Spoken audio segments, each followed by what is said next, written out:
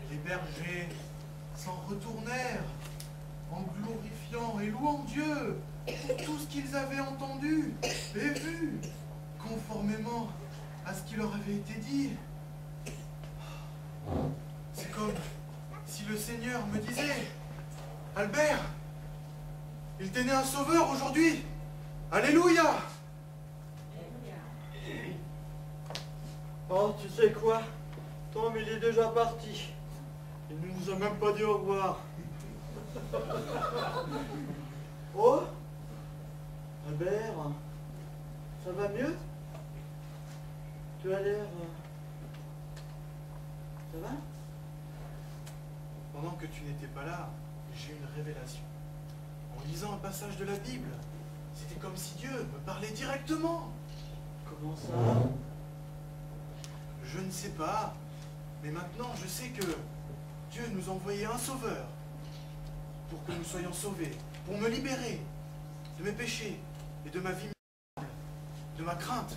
Maintenant, je n'ai plus peur. C'est très bizarre. C'est comme s'il m'avait tout pardonné, qu'il m'ait donné une nouvelle vie. Avant, j'étais tombé dans l'esclavage du jeu et dans les péchés charnels. Mais maintenant, je me suis retrouvé. Oh, c'est super. Tu as l'air tout transformé. Wow. Mais pourquoi pas toi aussi, Alceste? Ah ben moi, je crois que je suis déjà perdu.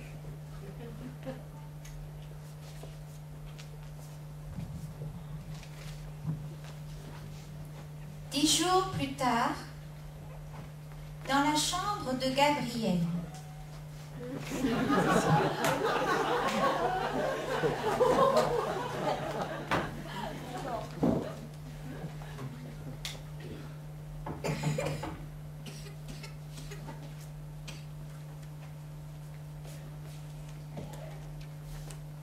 Bonjour Albert.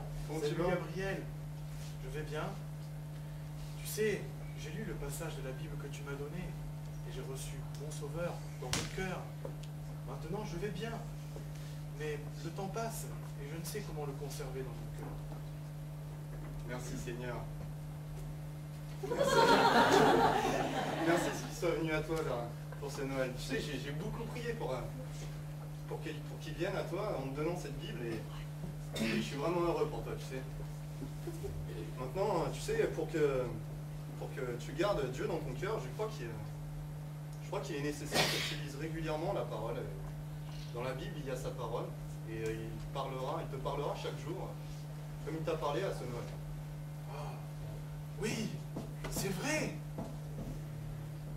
Tu sais, j'aimerais vraiment que mon ami Alceste puisse lui aussi recevoir le Seigneur, car depuis un certain temps, il tourne en rond, comme s'il était en manque de quelque chose.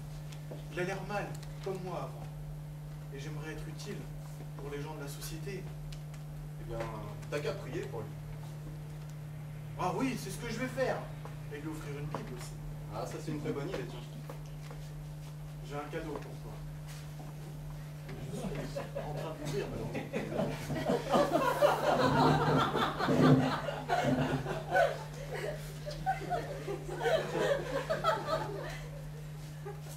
Un nouveau pote. Merci beaucoup. C'est vraiment ce dont j'avais besoin, tu sais. C'est vraiment gentil. Gabriel, je dois y aller, je dois rendre visite à quelqu'un. Merci et salut.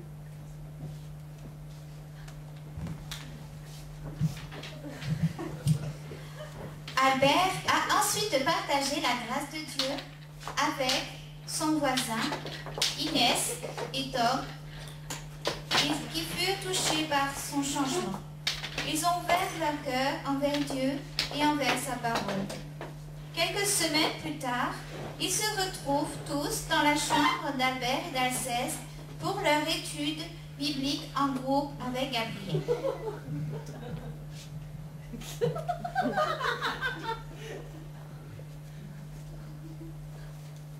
Oui, à l'étude de la Bible, je pus découvrir la vraie joie de vivre et le sens de ma vie.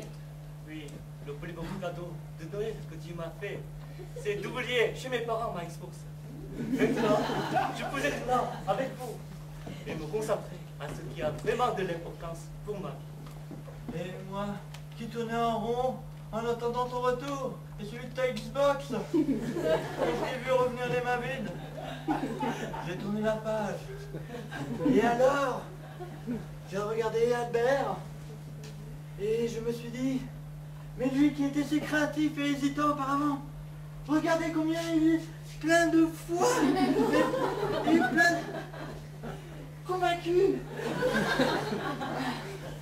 Et lui, regardez-le, comme il est souriant maintenant. Il est vraiment changé. Ça m'a fait réfléchir. Alors, je me suis dit, moi aussi, je vais étudier la Bible.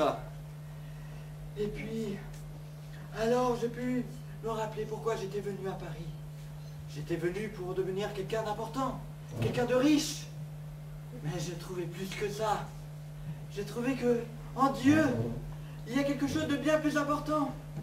Et en Dieu, il y a ce qui est éternel. Amen. Amen. Amen.